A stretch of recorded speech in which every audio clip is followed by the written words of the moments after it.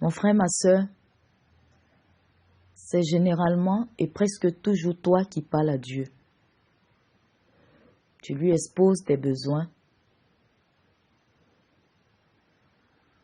Tu lui parles de ta situation.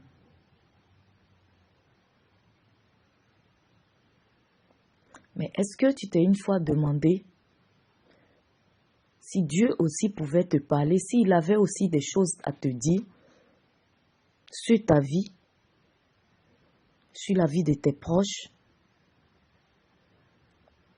Oui, parce que autant Dieu parle, Dieu écoute nos prières,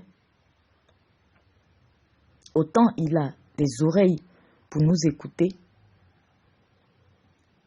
autant il a aussi une bouche pour nous parler. Notre Dieu n'est pas muet.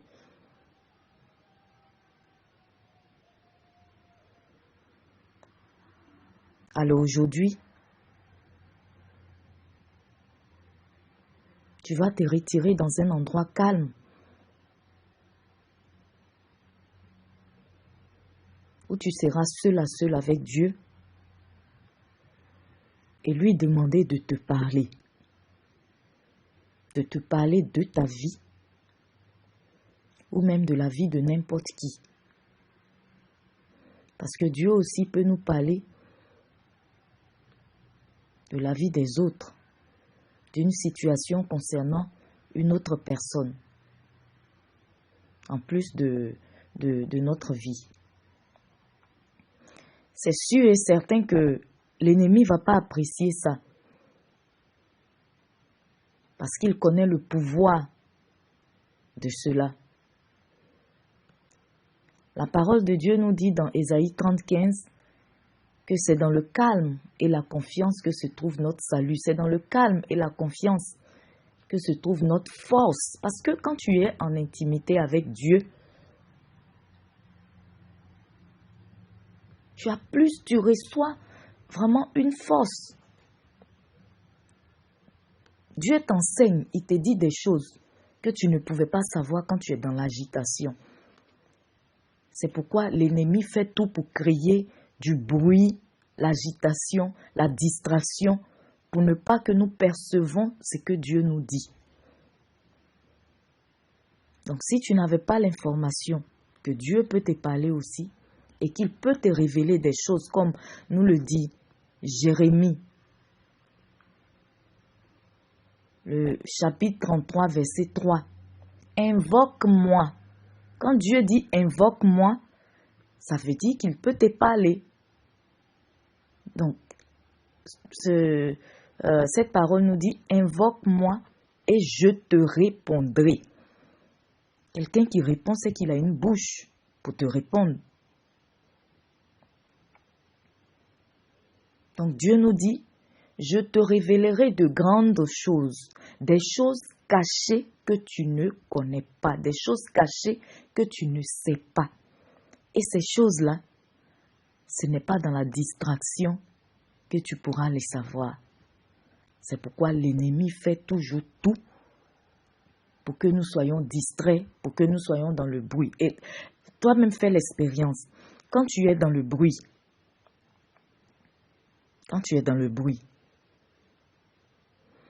et que tu es avec tes amis, vous êtes dans le bruit, dans un endroit où il y a beaucoup de musique, où il y a beaucoup de bruit, ou bien tu es dans un endroit, ton téléphone sonne, tu vois que tu as du mal à entendre ton interlocuteur. Si vous êtes présents physiquement tous les deux ensemble, tu vois que tu as besoin de rapprocher ton oreille pour pouvoir entendre ce qu'il dit. Alors que si vous étiez dans une maison tranquille, tous les deux, sans bruit, même à distance, vous pouvez vous entendre facilement. Donc l'ennemi, il ne veut pas que nous soyons dans une intimité avec Dieu parce qu'il sait que nous allons apprendre beaucoup. Dieu nous dira beaucoup de choses qui nous permettront, des choses qui nous permettront de nous éloigner de l'ennemi, de nous rapprocher plus de Dieu, d'éviter de tomber dans des pièges de l'ennemi parce que Dieu aussi nous prévient. C'est comme ça que souvent, tu dois aller quelque part, ton cœur commence à battre. Mais tu ne vas pas forcément entendre la voix de Dieu pour dire, ne va pas là où tu veux partir. Mais il y a des signes. On dit Dieu parle tantôt d'une manière, tantôt d'une autre. Il est Dieu. Je ne peux pas te dire que je le maîtrise pour te dire que voilà, il agit d'une telle manière, il va agir forcément de telle manière. Non, Dieu change d'une situation à une autre. Il change de manière d'agir. D'une personne à une autre, il n'agit pas forcément de la même manière. C'est ainsi que Jésus, pour guérir certaines personnes, il libérait seulement une parole. Pour d'autres, il devait mettre la boue faite des choses de la nature. Donc, on ne le maîtrise pas. Mais, ce que tu dois retenir, en général, en fait, c'est que Dieu parle. Il a des oreilles pour écouter nos prières, mais il parle aussi. Il peut nous parler de beaucoup de choses. Mais seulement, nous devons prêter attention. Nous devons lui permettre de nous parler. Parce que même quelquefois, même dans l'agitation, même il nous parle. Mais tellement nous sommes agités, nous sommes dans la distraction, que nous ne prêtons pas attention. Et c'est après, il nous avait peut-être averti d'un danger, il nous avait peut-être averti d'une situation, il nous avait confirmé une situation. Mais nous étions tellement occupés à autre chose que on n'a même pas fait attention à cela. Donc c'est sûr que l'ennemi, il ne va pas vouloir te laisser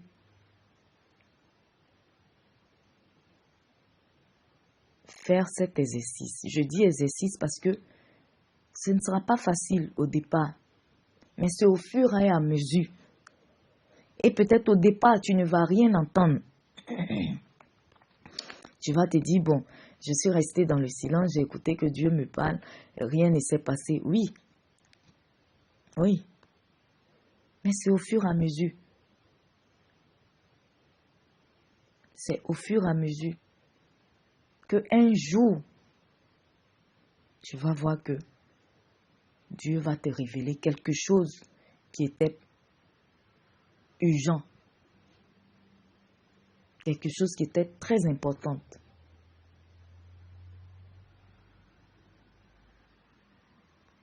Donc l'ennemi va vouloir te mettre dans la distraction. C'est maintenant, il va te rappeler le rendez-vous que tu dois avoir ce soir ou je ne sais pas dans combien de temps. C'est maintenant, il va te rappeler tous les programmes que tu devais faire avec tes amis. C'est maintenant, ton téléphone va sonner.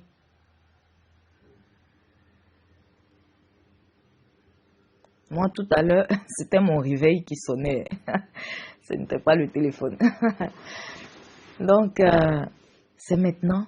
C'est pourquoi on doit se déconnecter même quand on doit faire ce genre de choses. Quand on veut rentrer dans la présence de Dieu, dans l'intimité de Dieu, on doit se déconnecter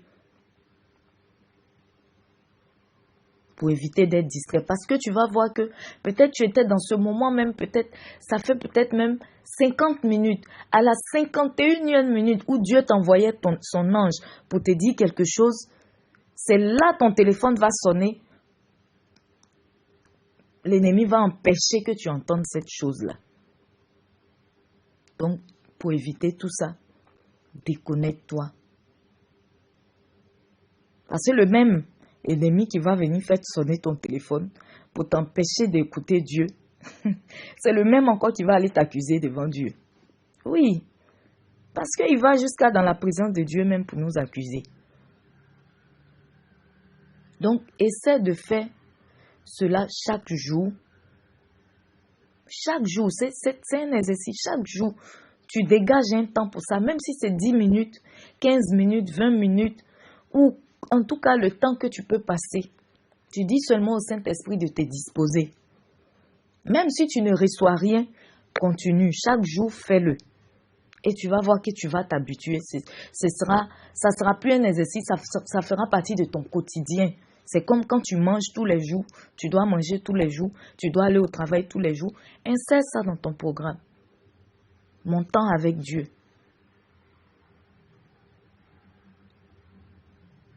Et ne donne pas accès à l'ennemi pour te distraire parce que ce moment-là, il n'approuve pas ça. Il n'aime pas ça. Donc, il va tout faire pour ne pas que tu fasses ça. Parce que lui, son objectif là, c'est que nous soyons loin de Dieu. Donc, aujourd'hui, ce n'est pas toi qui vas parler à Dieu. Aujourd'hui, tu ne vas rien demander comme les prières habituelles. Tout ce que tu vas demander à Dieu, parle-moi.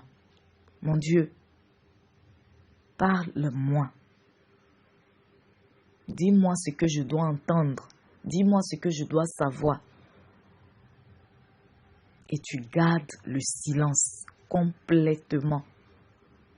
Complètement. Plein d'idées vont vouloir te passer dans la tête. Plein d'idées, plein d'idées. Même les idées impures et tout ça. Mais essaie de surmonter cela. Et au fur et à mesure que tu vas faire cet exercice, tu vas voir que ce sera facile, ce sera simple. Ce sera un réflexe. Quelque chose que tu feras naturellement.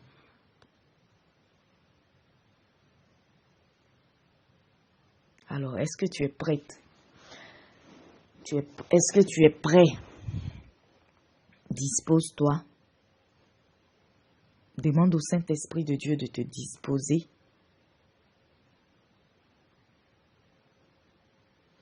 Réponds-toi aussi, oui, parce que la parole de Dieu aussi nous dit que, voilà, le bras de Dieu n'est pas court pour agir dans nos vies, mais c'est nos iniquités, nos péchés qui créent un fossé entre lui et nous. Donc, c'est nos péchés, quelquefois, qui empêchent Dieu d'être proche de nous. Parce que là où il y a le péché, Dieu n'est pas présent. Il n'y a pas la présence de Dieu là où il y a le péché. Donc, répands-toi. Commence toujours par te repentir. Tu remercies Dieu. Tu lui demandes pardon pour tes péchés, pour tes iniquités.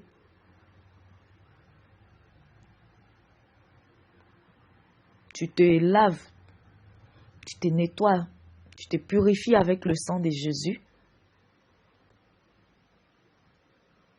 Tu demandes au Saint-Esprit de te disposer.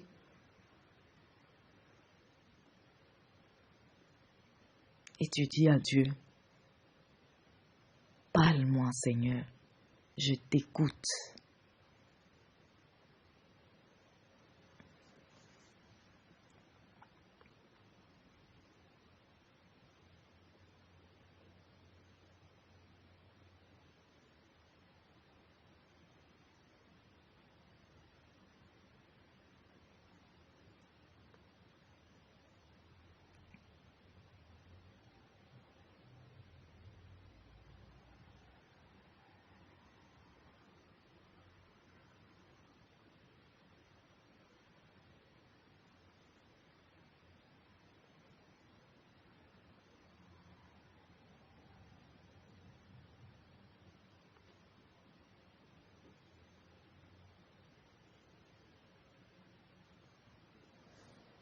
S'il y a des cantiques qui te viennent à cœur, tu peux les fredonner. Tu peux les chanter, mais tout bas, pas en criant, pas comme une louange, mais comme une adoration.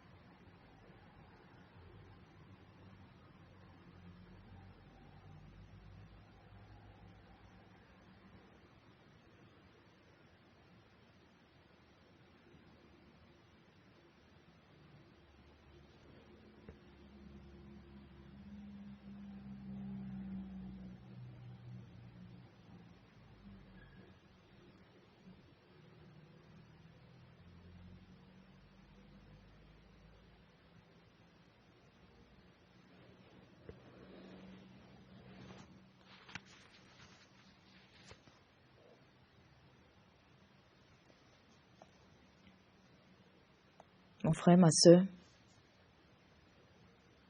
j'espère que tu as pu te concentrer.